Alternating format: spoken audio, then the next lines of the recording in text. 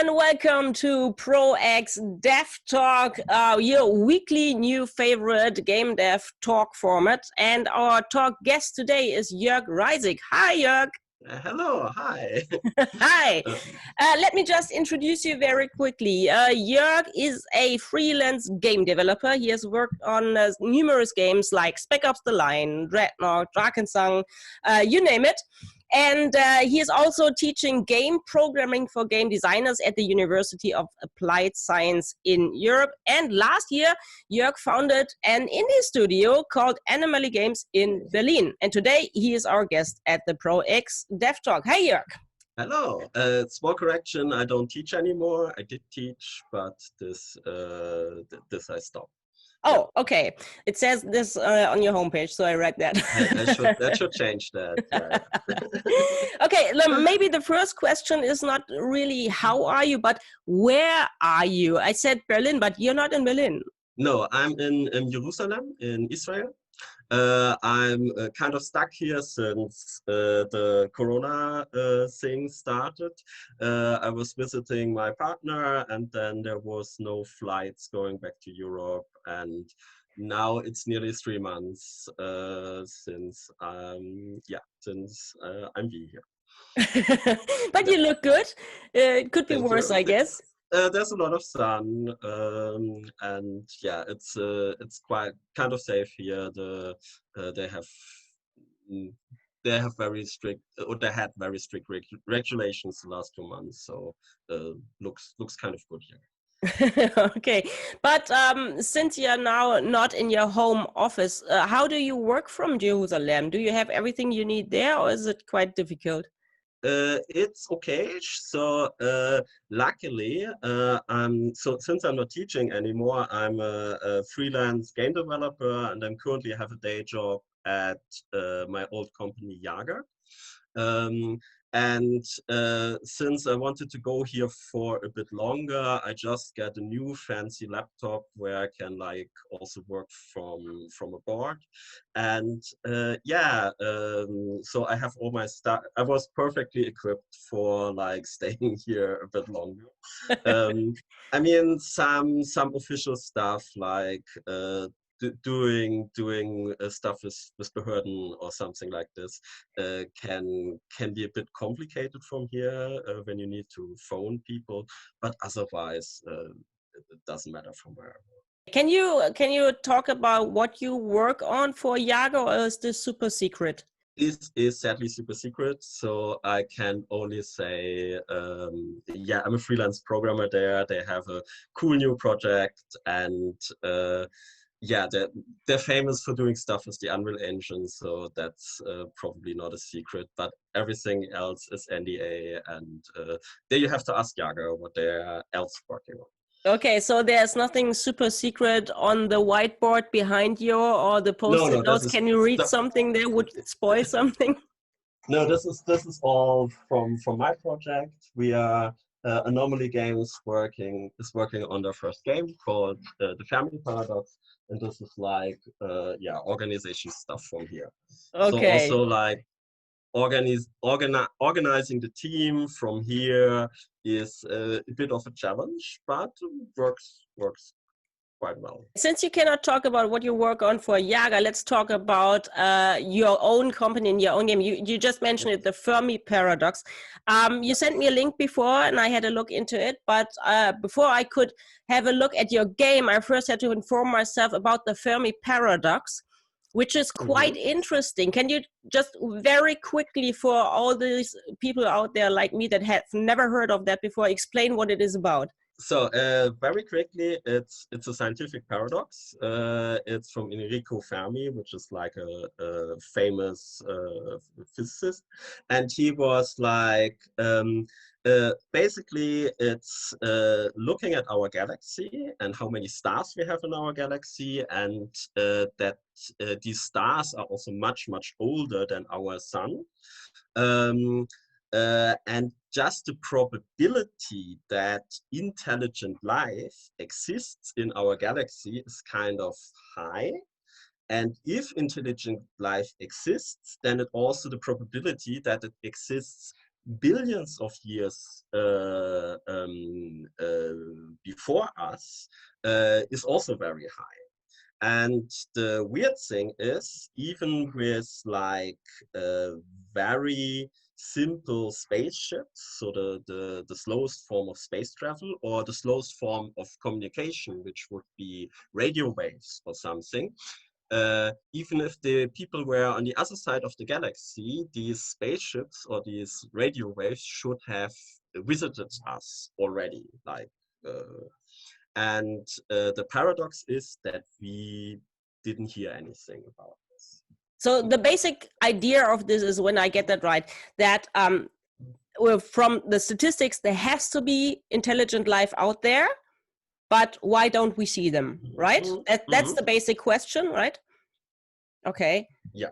So if I was now like, some people say, yeah, well, they are among us already for centuries.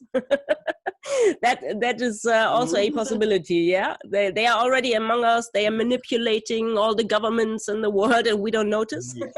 Yeah, that isn't either. They are so strange that we don't recognize them as aliens. They were already here, stuff like this. Or and there's a bit darker aspect of this. Some people say if you're technology from the technological side, you are able to build a spaceship, or you're able to send out radio waves, then your society is also able to destroy themselves. So they could build nuclear bombs, they could destroy the climate, they build super killer robots or something like that. So that seems like a perfect scenario for a video game, right? Yeah. Yeah, that is kind of that was like the baseline for the game. And the game is, like, we call it a galactic gardening game, because it's not your typical strategy game where you like have like a lot of planets and you have like your first little planet and then you try to conquer all your planets. In our game, you can see in the beginning already the entire galaxy, and then there's little civilizations growing up in the in different star systems, and your role is what we call the Galactic Gardener. So your role is that these civilizations actually succeed in making contact with each other. So they start in the Stone Age and they develop themselves, and at some point a lot of bad things happen in their civilization, and you have to guide them that they are actually capable about sending a radio signal out. Don't destroy themselves. The radio signal needs thousands of years to actually reach another civilization. This civilization has to be able to understand the signal and then maybe send a signal back or build a spaceship. And then when they arrive at the planet, it could be that the civilization already destroyed themselves, and then they only find ruins or something like this. And that is like kind of the interesting part of it. Seems pretty interesting. So this is a PC-only game in development right now, or do you already plan to release it on mobiles as well? We would love to do mobile, we would love to do Switch, but the first thing we're planning is a PC release, because it's a very classical PC game. It's not doesn't have a super complicated interface. You mostly do multiple choice things, so it's very well suited for like iPad and tablet and stuff like this. So there will be a mobile version, but first, like, we're a small studio, so we have to. Yeah, how many are you at Anomaly Games? So the company is freshly founded, and we are still in like getting money phase. We are currently 6 people, but we are not like full-time working on this thing. So we are like in this production phase, and the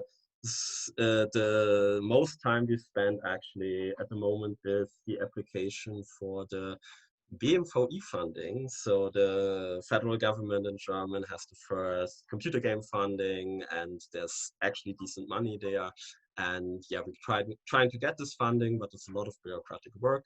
And we are like in the final phase now. And just last week, I sent it out from here, 200 pages to Germany, to Bonn. And yeah, we hope we get the funding so we can properly start the production on this. Yeah, I cross my fingers. Do you already have like a vague release date in mind, or is this too early to announce something? So we can't announce something before we get the funding, and these funding dates can also move around. If everything works the way we plan it at the moment, our early access release would be in a year-ish. So Okay. more June, July 21. Okay.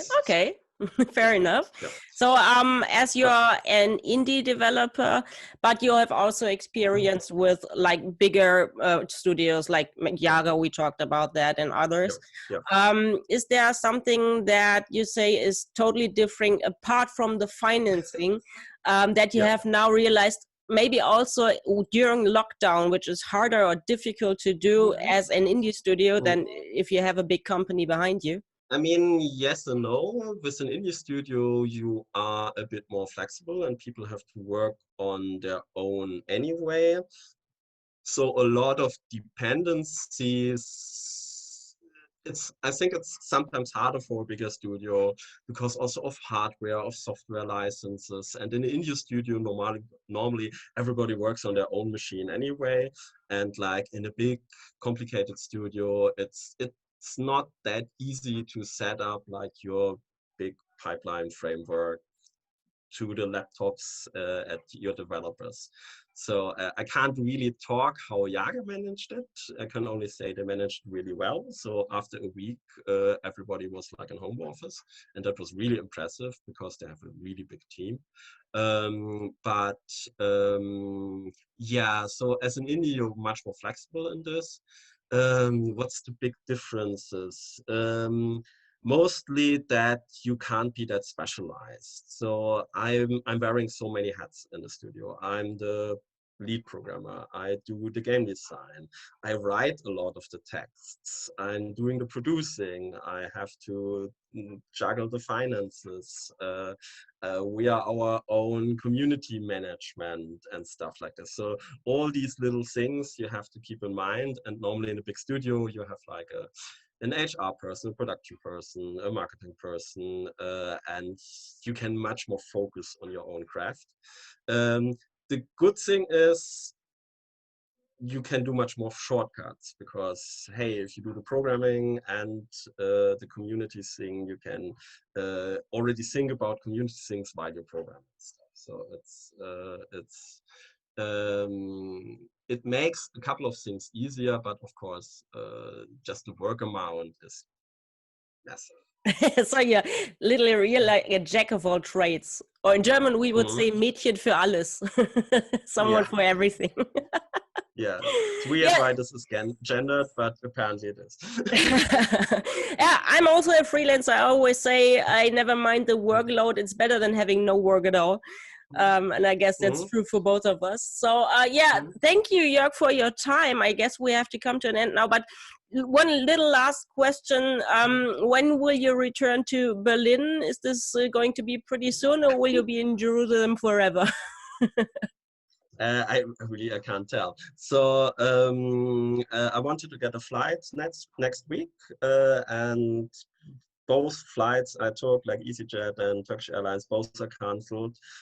So now I have to check if I can increase the duration of my visa. I'm on a tourist visa here, or if there's some other flight somewhere I didn't see. But it's Israel is not the easiest way to get out because there's no land route. So yeah. Okay. I cross my fingers for you. Yeah. So I hope I'll be back in a month or so, because then also we have a lot of things to do in the team, and it would be good to be in Berlin. But on the other hand, I mean, that's the beauty of an indie team. You can really do a lot of remote things. Yeah, lucky you, lucky. Yeah, thank you so much for your time. It was really a pleasure. I hope to talk to you soon, maybe in fall at the Games Week Berlin Pro X, QUO VADIS and Womenize, because this is what we are doing for the videos. And maybe just a quick hint to all our people in the audience: if you have a game ready, if you're a developer and you have your game on the ready to be released, maybe you can take part in our current pitching contest. Games Week Digital Dev Booster is the name. You can apply for free, and go to www.gamesweekdigital.com and you got all the information. Okay, so thank you, Jörg, again, and stay safe, stay healthy, and yeah, hope to talk to you soon again. Okay, goodbye.